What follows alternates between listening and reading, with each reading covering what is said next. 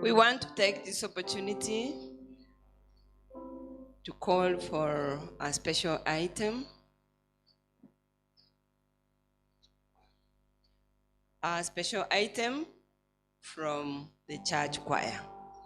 Church choir, take this opportunity. After church choir, it will be the deaconry choir. Thank you.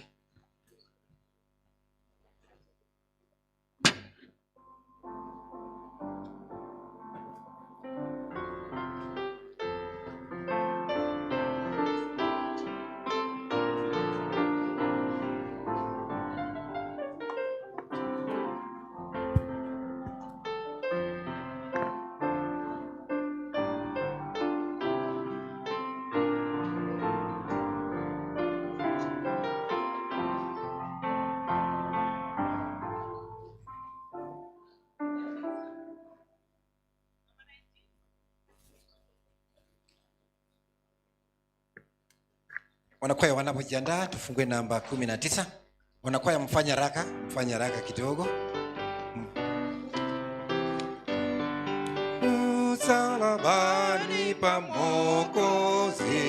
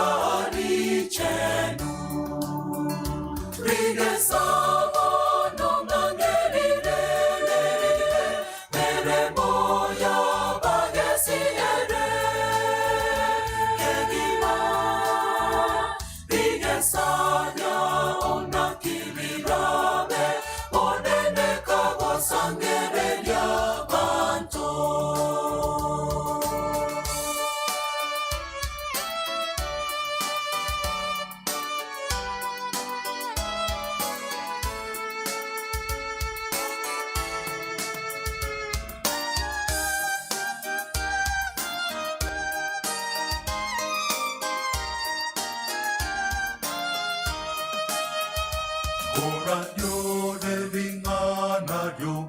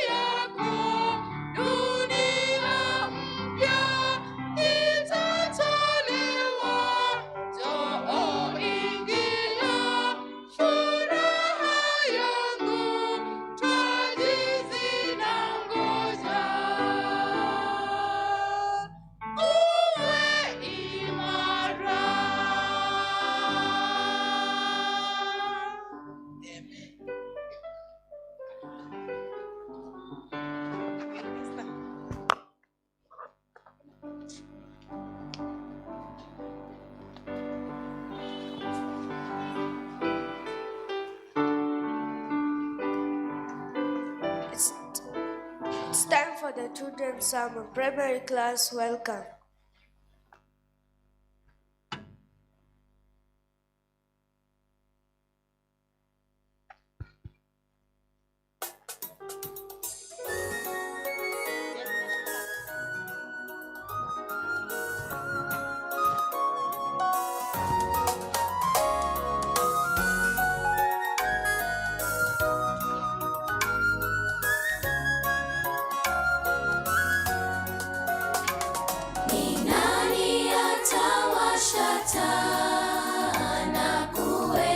Chini ya pishi, bali ataiweka juu, iangaze chumbani kote.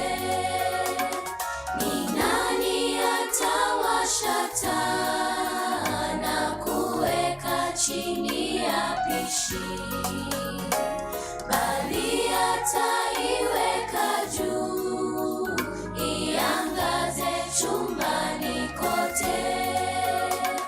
Nuru yetu iangaze, watu wauone mwanga, wayaone matendo mema, hata wamtukuze Mungu.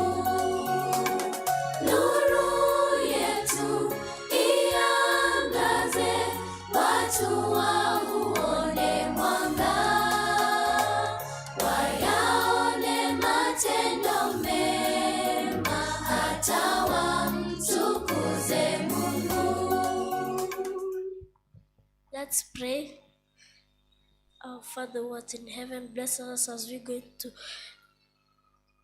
read the children's sermon. In Jesus' name I pray and believe. Welcome to the children's sermon. Last Sabbath, we learned about back to the beginning. We learned that in the beginning, God created everything on earth. Today, we shall learn about let there be light, as explained in the book of Genesis chapter 1, verse 1 to 5. Would you like to go and see what the world was like in the very beginning of time? Let us go back to the very beginning. Let us use our imaginations as we learn this story of creation. First, close your eyes. Swiftly, let us speed back across years. It is like being in a rocket plane. We strike over hundreds and thousands of years. In a moment, past the time when Jesus lived on earth, past the time of David, Abraham, Noah, and Adam. It is very dark. We can't see anything. Not a glimmer of light can be seen anywhere. Only darkness. Not all about us is pitch black. Not the tiniest candle. It was just darkness and night. Shh! We can hear something. It is the hissing, bubbling sound of water by the seaside or lake. Everywhere is water and darkness. As the Bible says in Genesis chapter 1 verse 1, in the beginning, God created the heavens and the earth. Darkness was upon the face of a deep. Amidst the darkness, emptiness and loneliness. But wait, God is here. The Spirit of God is moving upon the face of the waters. God is present upon the empty, formless world. He wants to create. He is planning what He will do with it. Suddenly, from somewhere, we cannot tell where, a voice is heard, musical, strong, and resounding. It commands the darkness to give place to light. Let there be light. Instantly, the darkness vanishes. We can see again, although but not that far, only a few feet, because all around us is a thick mist. But how wonderful is the light after the dark! There is no blue sky, no bright sunshine, animal, or plant. No, only fog and under it water. There is water everywhere. No dry land, just a vast, restless, packed ocean. Not a man or a woman, not a boy or a girl. No, not even a single fish in the ocean. Just light in the mist and on the water. And God saw the light that it was good. And God divided the light from the darkness. And God called the light day, and the darkness he called night. And the evening and the morning, the first day. The very beginning of everything in this old world. The beginning of time, the beginning of history, the beginning of all intended happiness of mankind. For it was on this day that the great and loving Creator with a wonderful purpose in mind drew near this planet. Wait, I have a question. Have you ever wondered why God said, "Let there be light," before he created anything else? What was this light? That is a very important question, Ezra. In Genesis chapter 1, God commands, "Let there be light." And this light is described as separating light from darkness. It is important to note that the creation of the sun, moon, and stars occurs on the fourth day. The light created on the first day represents God's immediate presence, or a spiritual light that illuminates creation before physical sources of light. Sun, moon, and stars are created on the fourth day. The light also represents God's knowledge, enlightenment, and goodness. What spiritual lessons do we learn from the creation of light on day 1? Light is a symbol of hope and new beginnings. The act of creating light at the start of creation shows that even Christians live in darkness of sin. God can renew and transform our lives. This is offering hope and new beginnings. The creation of light presents God. Jesus declares in John chapter 8, verse 12, "I am the light of the world. Whoever follows me will never walk in darkness, but will have the light of life." Just as the light was created through God's spoken words, this reminds believers of the power of faith in speaking life and truth. It encourages the practice of seeking God's word through scripture and prayer in life uncertainties. Church, what do you say? Let's pray. Our kind and everlasting Father, thank you for this day.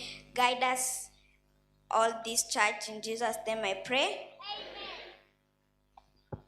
As we finish our children's sermon, we invite you next Sabbath for more lessons. Till then, bye. See you.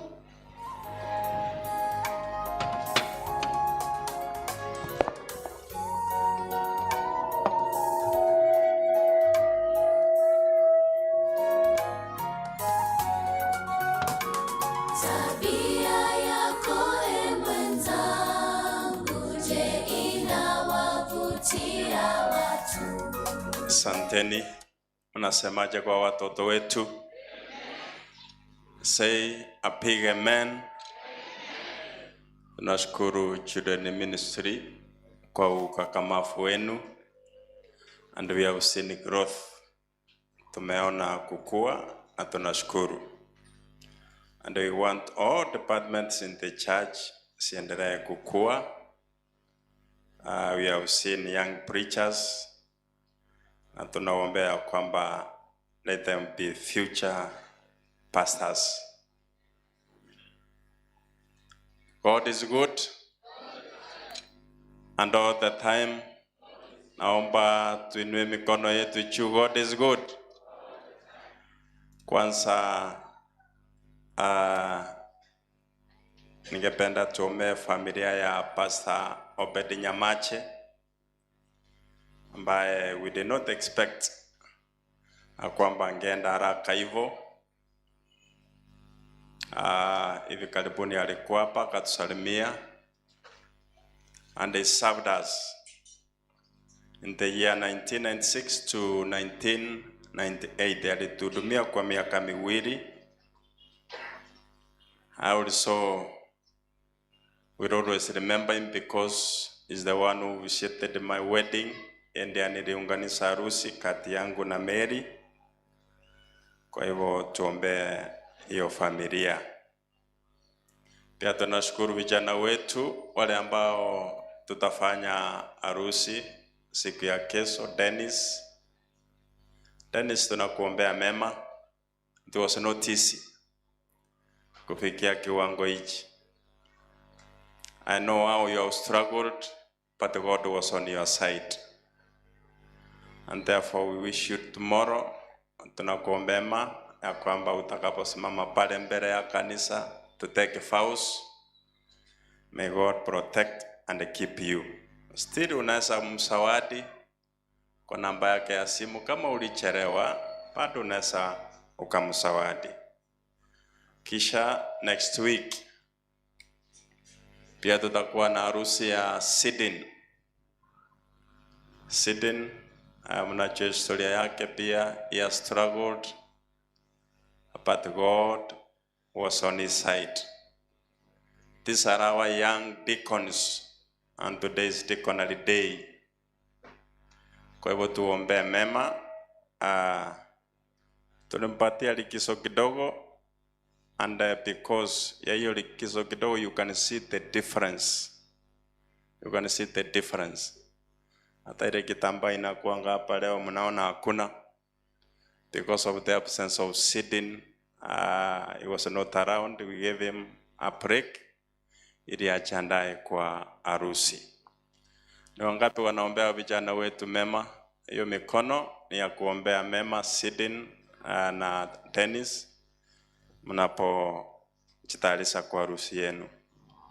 Ile kamati ambayo imekuwa ikiandaa hizo harusi, tukimaliza ya Dennis na Sidin, naomba ya kwamba tuanze mipangilio ya harusi kati ya Dan Omosa and Gladys Kemunto. Dan Omosa is one of our, kujeni mbele tu, is one of our faithful members, but very quiet. He does not talk. He's a prosperity member. And every Sabbath is here. Ako hapa from all the way from Gesima. Anatoka Gesima anakuja hapa kila Sabato. Simama hapa mbele tu. Watakuwa na harusi na Gladys Kemunto. Gladys Kemunto comes from Eldoret. Ni Mkisii lakini anatoka pale Eldoret. Kwa hivyo Pastor Morara natangaza immediately ile kamati ambayo imekuwa ikiandaa harusi ya Dennis na Sidin, tukikamilisha hiyo tunaanza harusi ya Dan na Gladys. Dan, naomba tupunge mkono. Dan, naomba tupunge mkono. Gladys, naomba tupunge mkono. Mwarorere ndamuamu moko imokio koboko lenda. Dan, tunakuombea mema. These are our members who are very quiet and they have been faithful. We wish you well done. We will support you. Harusi yao nitawatangazia hivi karibuni. May God bless you in Jesus' name. Naomba tuketi Dan and Sidin.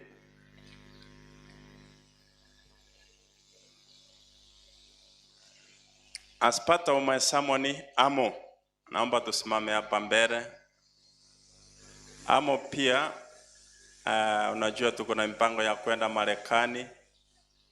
In the course of the week, walitoa wimbo, wakaiweka kwa mitandao, and in a span of 2 days, ukiangalia viewers wamefika 1.1 million. Ukiangalia hapo kwa mitandao, just in 2 days, wamekuwa na watu ambao wamewafuatilia ambao ni 1.1 million. Ile wimbo ambao mlitoa Tutagote, naomba tukuje kwa haraka ili tuimbe huo wimbo, kisha nitaanza my sermonette. Nikimaliza sermonette Dorikamo. Amo kwa haraka Tutagote. And I don't know kama Nixon Nyakundi, a friend from Minnesota, sijui kama aliniambia atakuwa hapa. Kama uko hapa unaweza tembea mbele. Tulikuwa matanga chana kumsika mama ya rafiki yetu. Is one of those people who will host our Amo wakienda Marekani next year. Amo tuharakishe, walitoa wimbo in this week na viewers wamefika 1.1. That's great. Tunaomba muendelee kuhubiri injili bila kuchoka.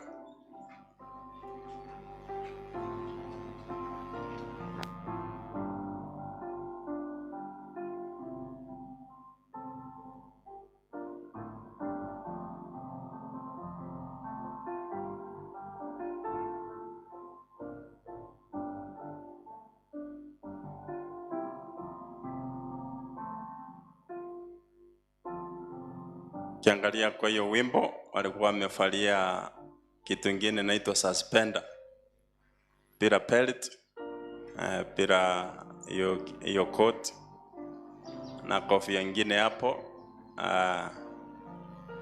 Sikire watafanya launch, watakuwa in that official uniform.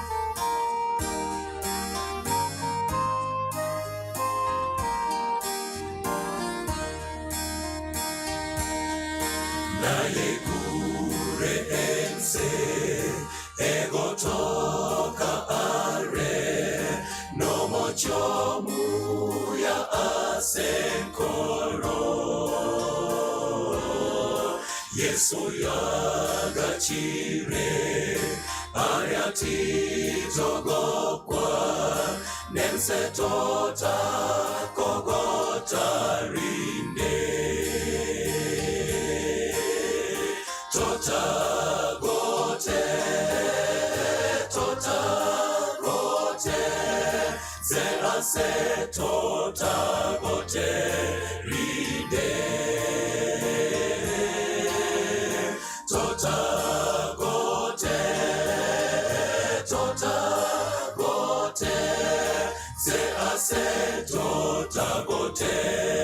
rinde rinde.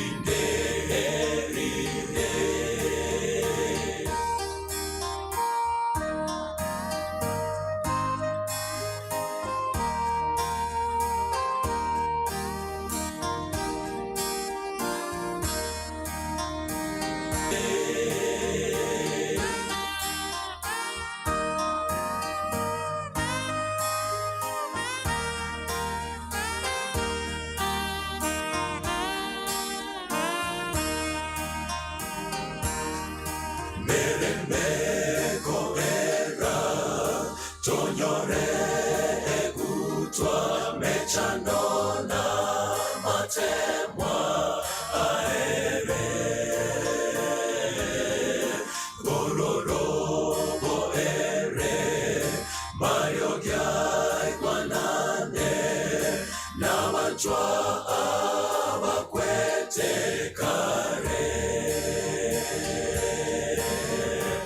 huko hatutazeeka, mbinguni hatutazeeka,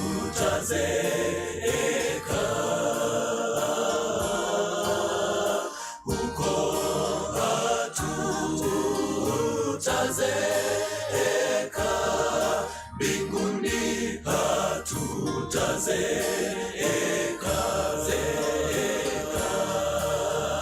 huko hatutazeeka, mbinguni hatutazeeka,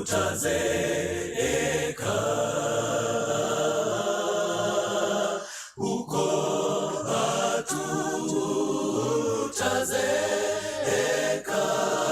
mbinguni hatutazeeka,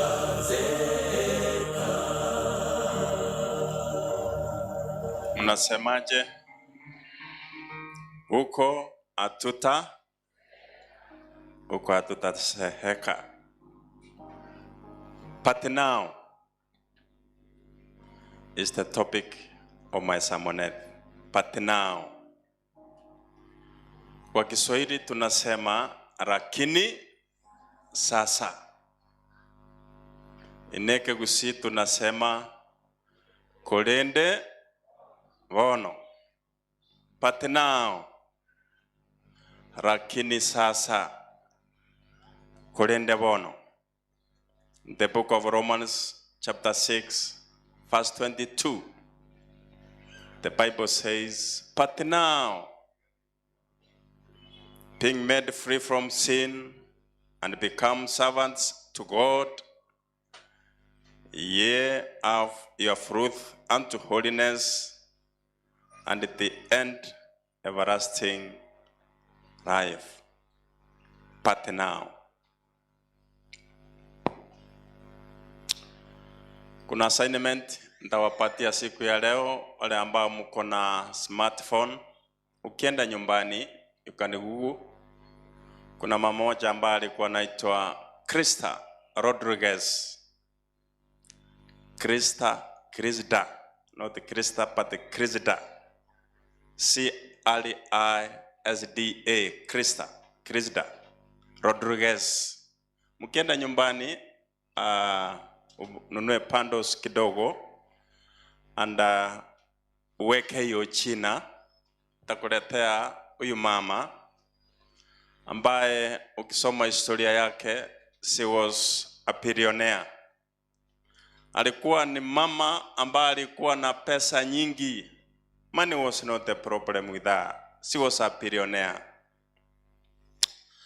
And she was the most famous woman in this mambo ya design and fashion.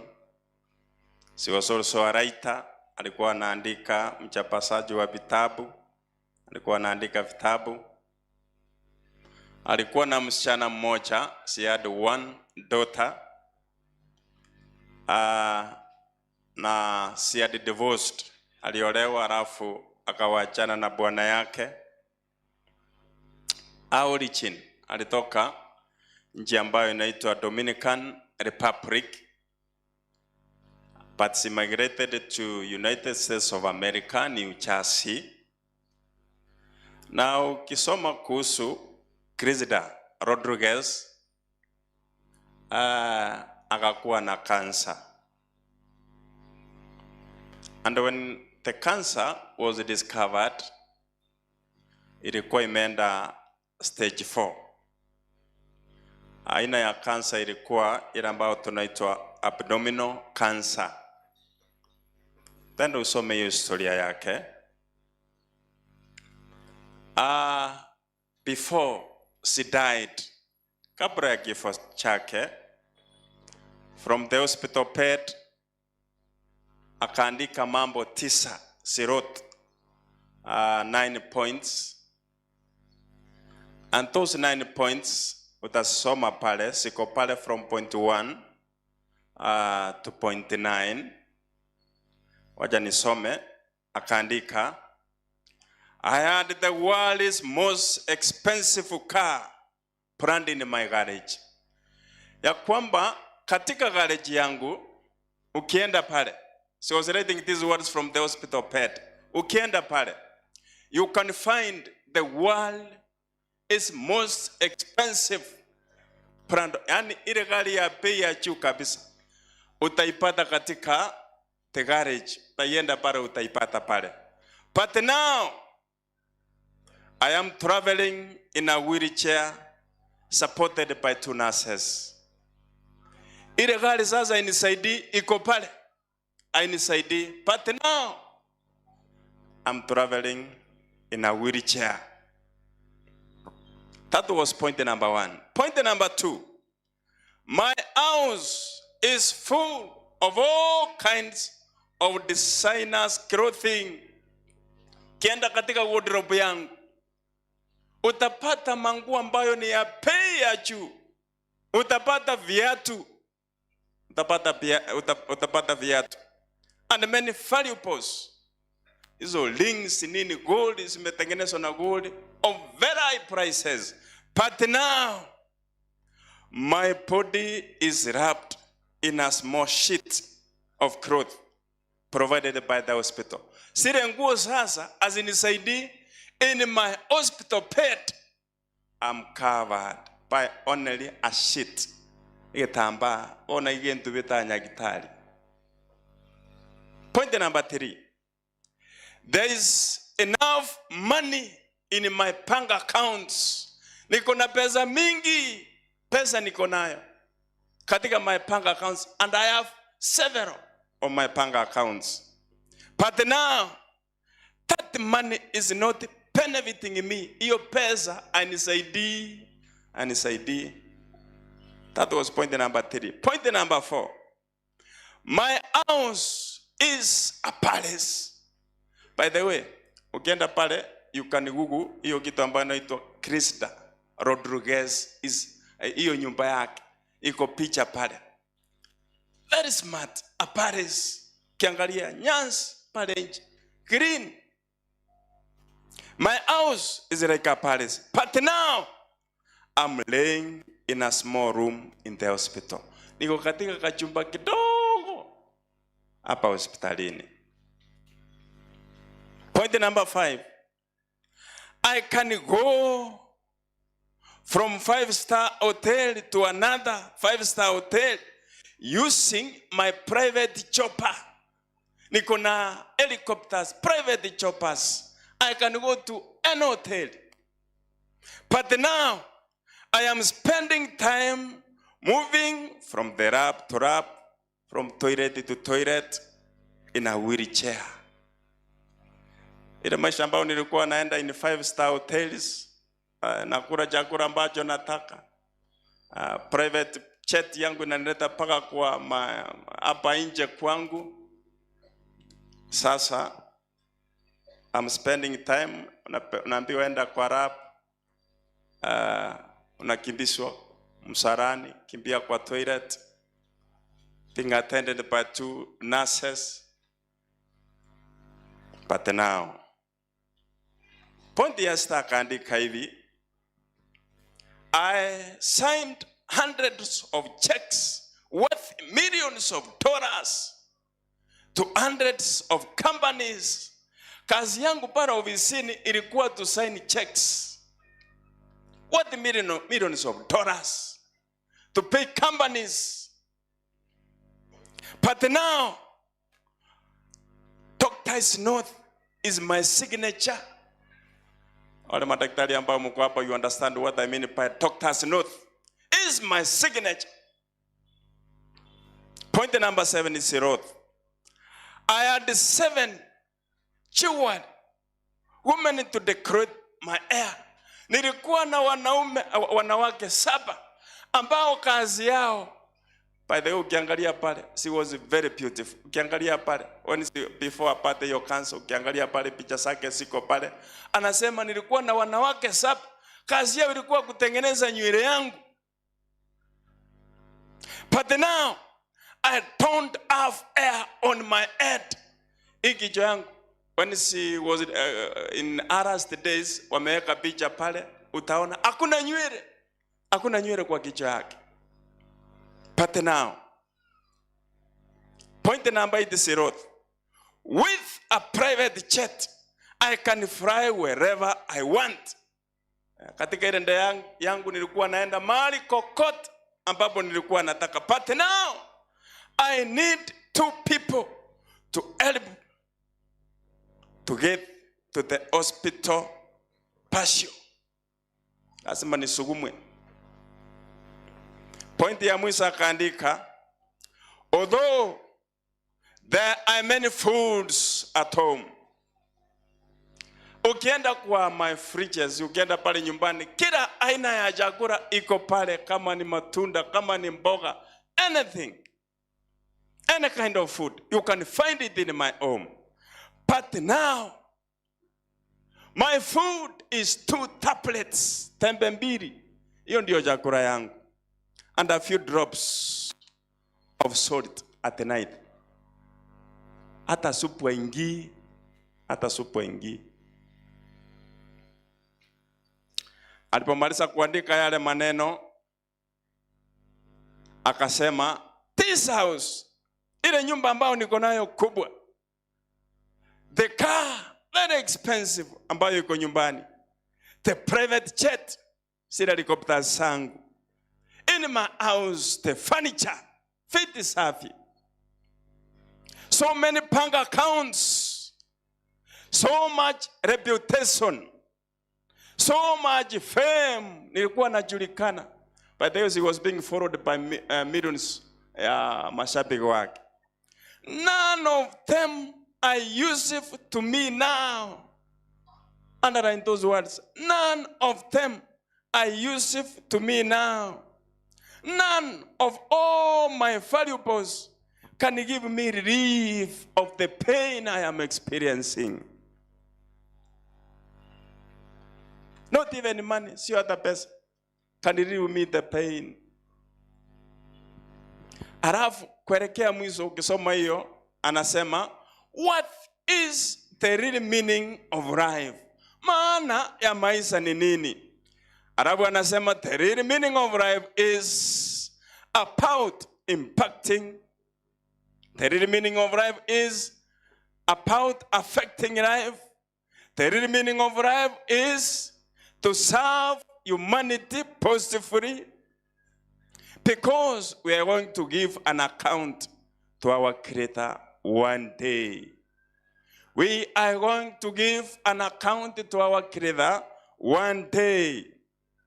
Arabu anaandika anasema, life is beyond materialism.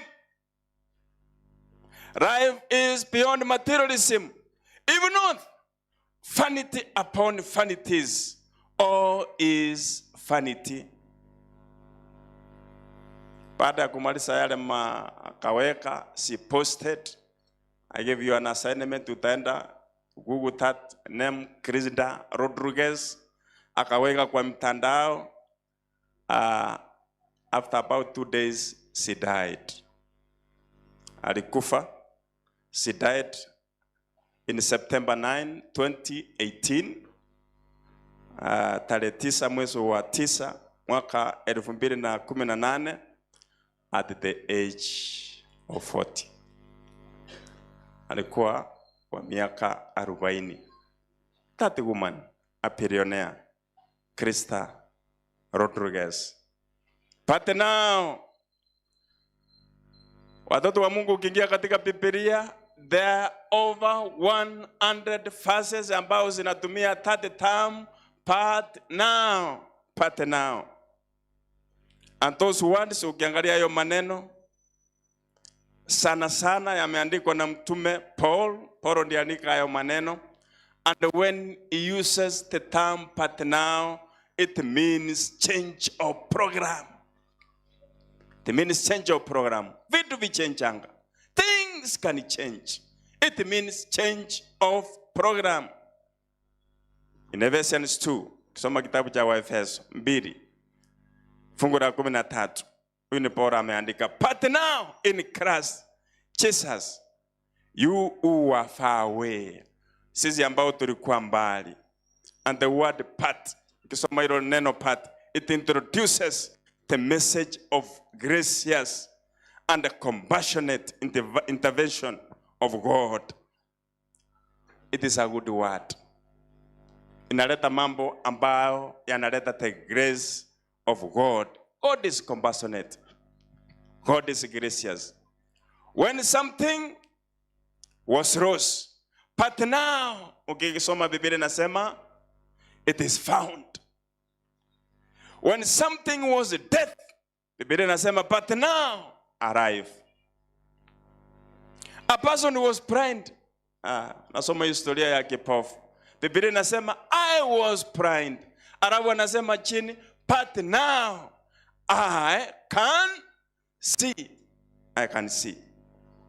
There was no way, but God made a way. All was lost. Then we are, but God.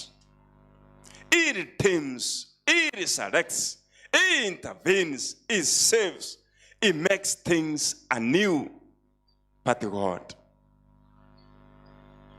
Alafu kisoma haya maneno, Paul anasema ya kwamba God is purpose to Paul. Ukisoma kitabu cha The Galatians, utaona ya kwamba Paul reminds us that he was a murderer. He was a murderer. Alikuwa muuaji. Lakini anasema but now, because of the grace of God, because of the grace of God, I am serving God. When we saw Galatians chapter 1, verse 15, the Bible says, but when you sent me apart before I was even born, ya kwamba mimi Mungu alikuwa amenitenga kando kabla hata sijazaliwa, and who called me by His grace. Who called me by His grace. Everything changed for Paul. But, by the way, ukienda usome, you can Google China path. If you Google, the word path is closely followed by the word in order that Paul might preach the gospel. And therefore the word path is closely followed by the word in order, that I may preach the gospel. If you are a Christian, you have, kama wewe ni Mkristo, you have your path. You have your path with the word in order. Your path with the word in order. Ephesians 2. When those some verse 1 to 6 inasema, and you were dead in the trespasses and the sins in which you once walked. By the way, today is Deaconary Sabbath. Umeona Deaconary singia. Umeona wakimba hapa. Umeona wanaume deacons. Umeona deaconesses. And most of them dressed in white. But they are not angels. As your malaika. Serving as an elder. Serving as a pastor. Serving as a deaconess. These are not angels. Wamekuwa na ile kitu ambayo tunaita the path katika maisha yao. Some of them, ukisoma wakikwambia historia zao hapa, those who stood here to sing, some of them were drunkards, walikuwa walevi. But now, because of the grace of God, they're serving Him.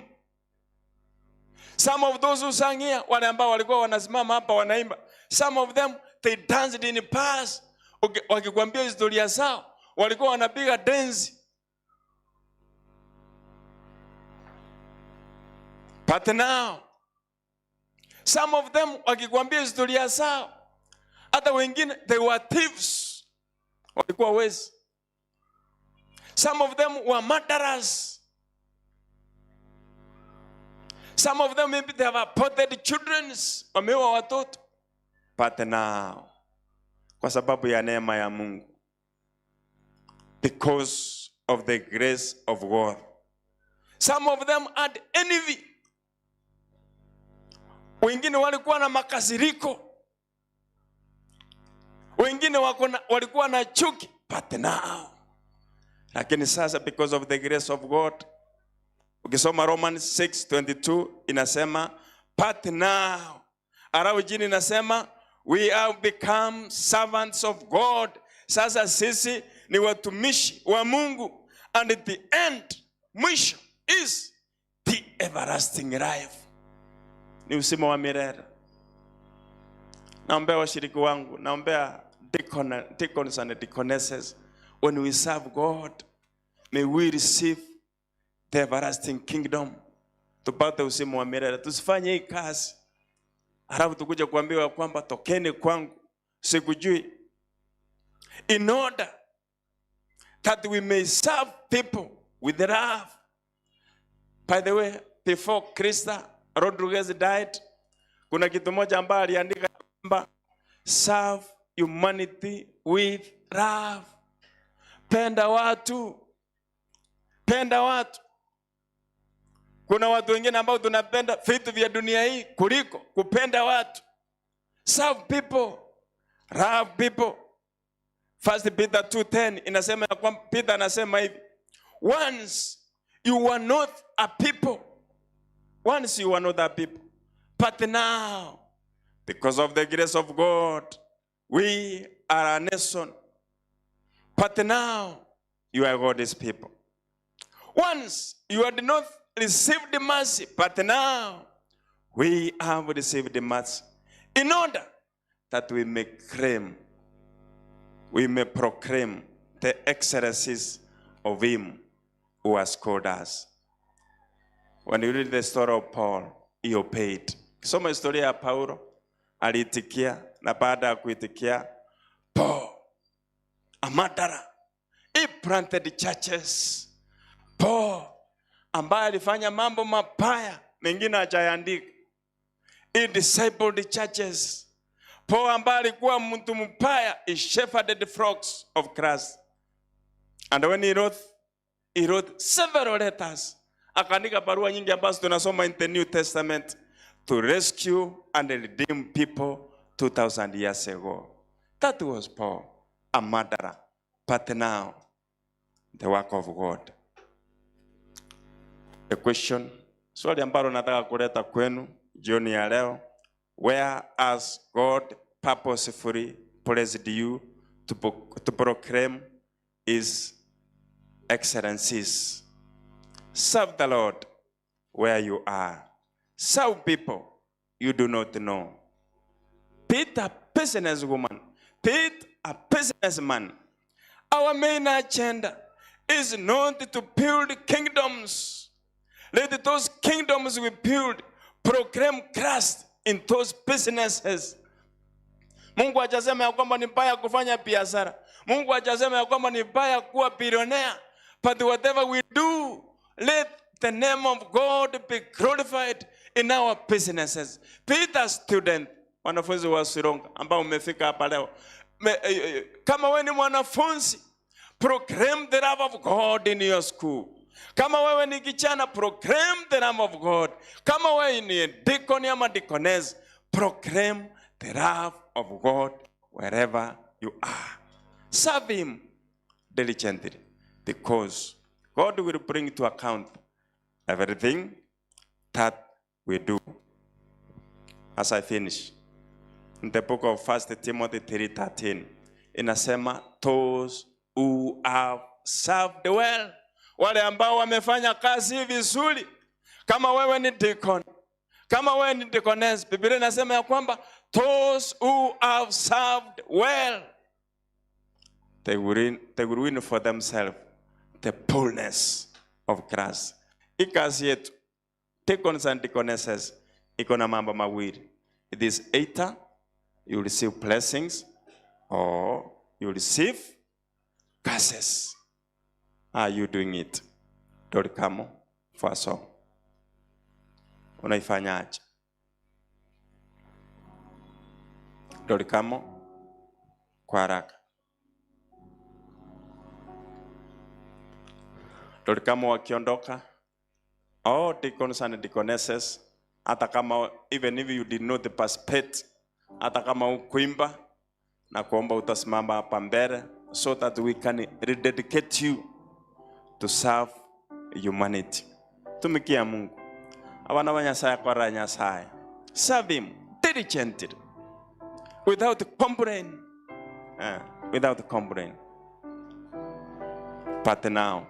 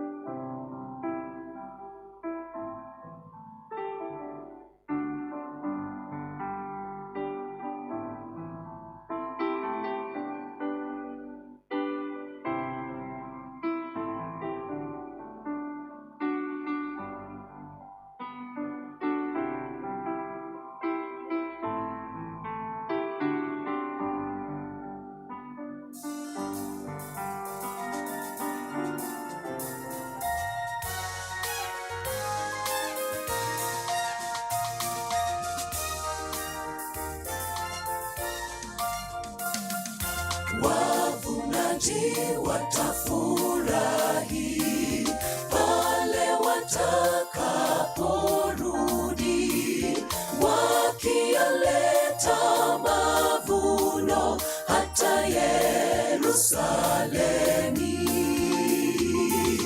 Furaha wataipata, furaha hata milele. Furaha wataipata wakati wa mavuno. Furaha wataipata, furaha hata milele. Furaha wataipata wakati wa mavuno. Na siku ile tutaimba kumshukuru na kumsifu Bwana Yesu mjumbe wetu kule Yerusalemi. Furaha wataipata, furaha hata milele. Furaha wataipata wakati wa mavuno. Furaha wataipata, furaha hata milele. Furaha wataipata wakati wa mavuno. Furaha wataipata, furaha hata milele. Furaha wataipata wakati wa mavuno.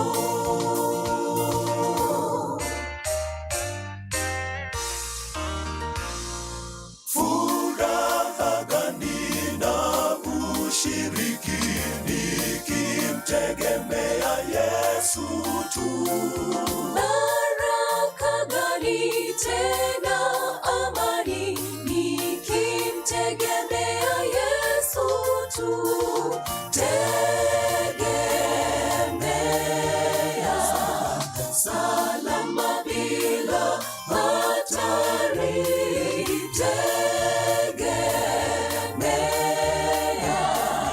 Tegemea Mwokozi Yesu.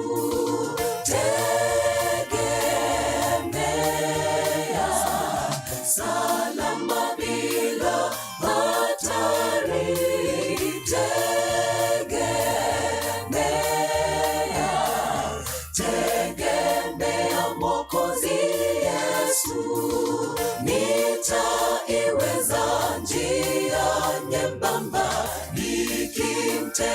nikimtegemea Yesu tu, njia tazidi kuwa rahisi nikimtegemea Yesu tu.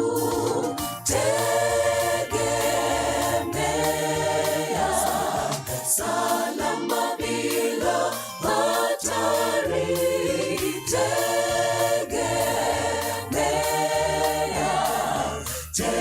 tegemea Mwokozi Yesu, tegemea salama bila hatari,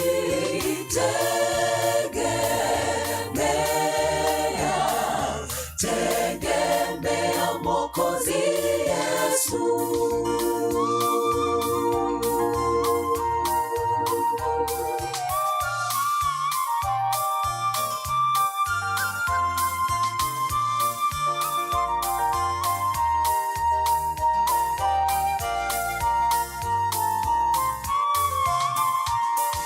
Sina sababu ya kuogopa nikimtegemea Yesu tu.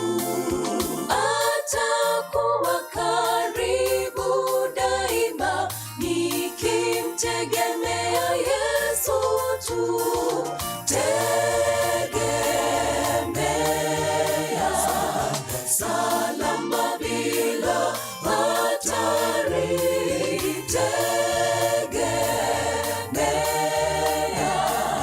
tegemea Mwokozi Yesu, Tegemea salama bila hatari, tegemea Yesu, tegemea Mwokozi Yesu, oh, tegemea Yesu, umtegemea hatari, tegemea Yesu, tegemea Mwokozi Yesu, tegemea Yesu, tegemea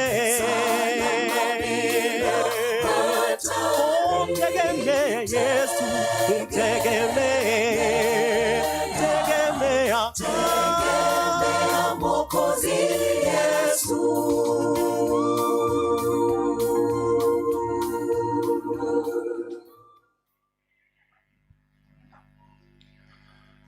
Mnasemaje? Hii kazi yetu iko na mambo mawili. Ulikuja hapa mbele, pastor akaweka magoti chini, akakuwekelea mikono. That was not the drama. That was not the drama. You were given a responsibility, ulipewa jukumu. Na ukiangalia mara nyingi, hilo jukumu tunalitenda kwa njia ambayo haistahili. Kwa njia ambayo haistahili. Siku ambayo tutafika mbinguni, tutakuja kuona how we lost opportunity. How we lost even testifying the love of God, the good news in our Kisii town. How we lost hata kutembelea washiriki. Saa zingine tunanung'unika, tunasukumwa, hatutaki kutenda kazi. Hii kazi iko na maneno mawili. It is either you receive a blessing or you receive a curse.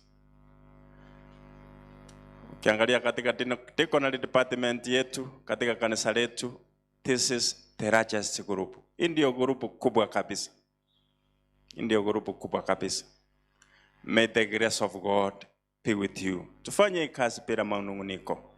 Tufanye hii kazi tukijua kwamba sio yetu, ni Mungu ambaye ametuita. Ni wangapi ambao wataombea mema? Hiyo mikono ni ya kuombea mema. Even as we begin our camp, tunapoanza hata kampu yetu, fanya hii kazi bila kunungunika. Napenda yule mwanamke Cressida Rodriguez In fact, anaandika ya kwamba I rose an opportunity. I rose an opportunity to testify about God. Nilikuwa nakimbisha maisha. Private jets, car, wapi? Fashion, nini, pesa, signing, kila kitu. Nikasahau kazi ya Mungu. But now, because of the grace of God, may the grace of God be with us. Hii neema ya Mungu ikue kwetu. Tufanye hii kazi bila kufuatiliwa, bila manunguniko. It's my prayer for you in Jesus' name. Tusimame. Kanisa yote tusimame. Tukimaliza kuomba, prosperity wakuja kwa haraka. This is another special group in our church. Wamenifanyia sign pale ya kwamba wangependa waimbe. So you sit, hii prosperity group watupatie wimbo, ndio tukamilishie programu hapo. Takatifu Mungu wetu, tunakushukuru, tunakuinua because of your grace, kwa sababu ya neema yako. Wengine wetu ambao tuna serve kama deacons, kama deaconesses, kama elders, kama pastors, atungesimama hapa mbele kama sio kwa wema na fadhili zako. Tukiangalia maisha yetu ya mbeleni, wengine tulikuwa wanyang'anyi, wengine tulikuwa wezi, wengine tulikuwa mandarasi, tulikuwa na kiburi, tulikuwa na mambo ya aibu.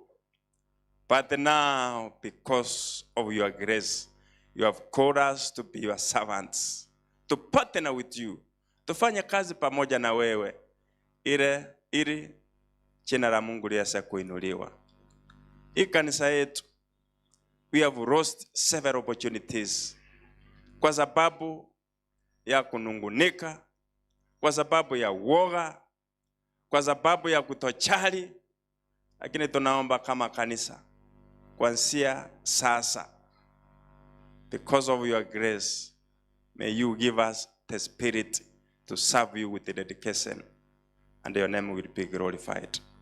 Cover this team with your precious blood, ili tunapoangalia hawa sio malaika, wako na upungufu yao, lakini kwa sababu ya neema yako wafunike. Cover them with your precious blood of Jesus. Is our humble prayer in Jesus' name. Asanteni. Tiko na tunaweza keti. Prosperity kwa haraka.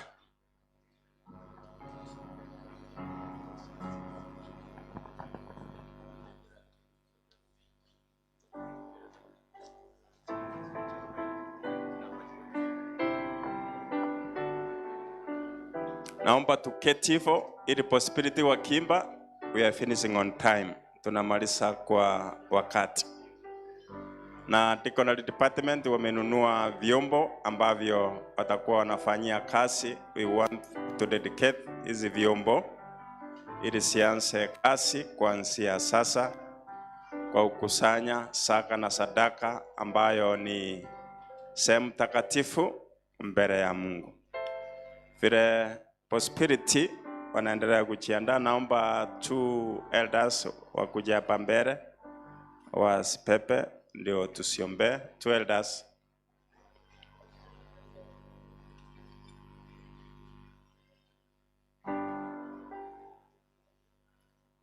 Elder Chomo tasimama mbele hapo. Because of the increasing number ya kanisa yetu, hizi vyombo zilikuwa zinahitajika. Tusimame hapa mbele elder, na wamesinunua ili sianze kazi. Na Dennis ananiambia kwamba namba yake ya simu ni 0718616567. Mtumie kitu 0718616567 616567 0718. Naomba elders tushikilie hizo vyombo.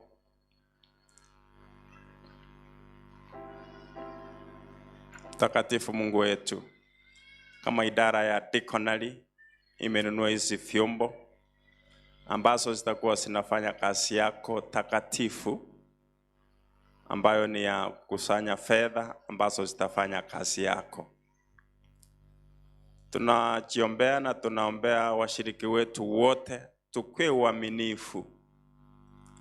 Tukue waaminifu katika matoleo yetu. Before you say part, wacha tukue waaminifu. Tutoe saka na sadaka ili nyumba yako isipungukiwe. Sifanye kazi yako. Hata tunapoingia kwa makambi yetu, tutoe camp offering bila kusugumwa. Tutoe camp expense bila kusugumwa. In order that the those offerings may proclaim the good news of Jesus Christ. Kwa hivi vyombo tunaziweka wakfu, sianze kazi kuanzia sasa.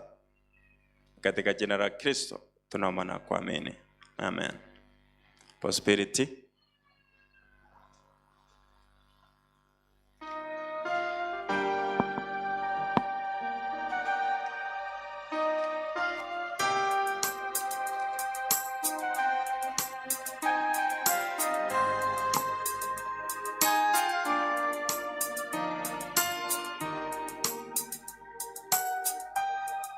Lord, I want to be a Christian in my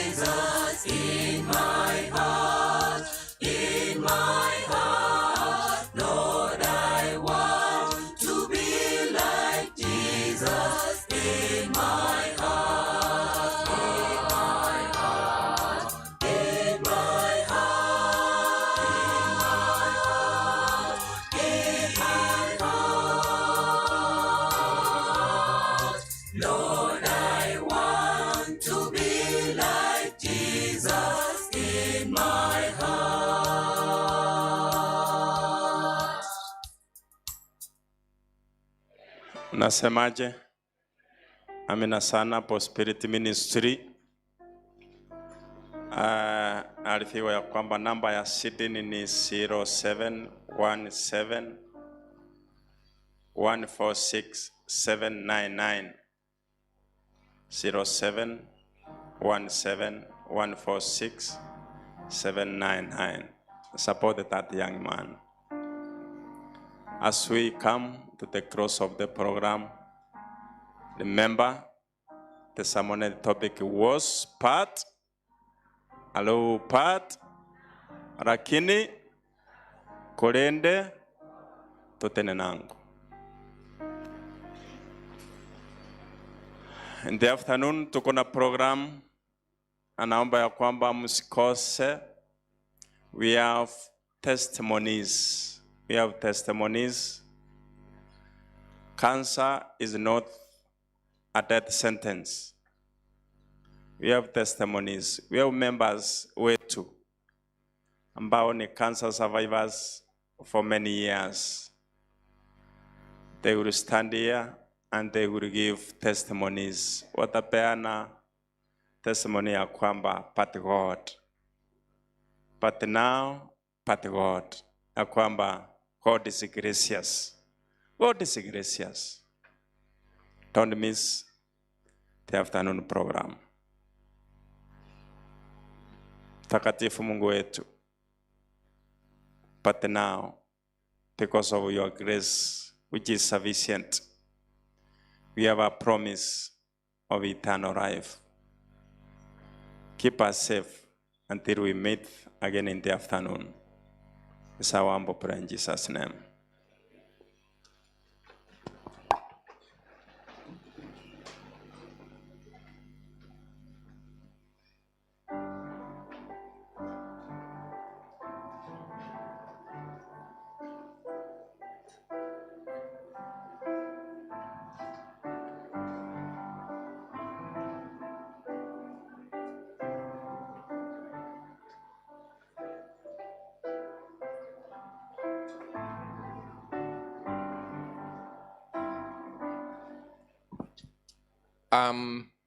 Tungependa kumshukuru Mungu kwa sermon hii ambayo imekuja kwetu. We can take a break now. Tutarejea hapa saa 8 kamili. Watoto wetu ambao wametoka shuleni, karibuni sana. Wanafunzi wa Sironga Girls, thank you for joining us and you're welcome to have lunch with us at the guest house. Tafadhalini, deacons and deaconesses, you can direct the girls from Sironga to the guest house for lunch. Karibuni sana and God bless you as you take a break.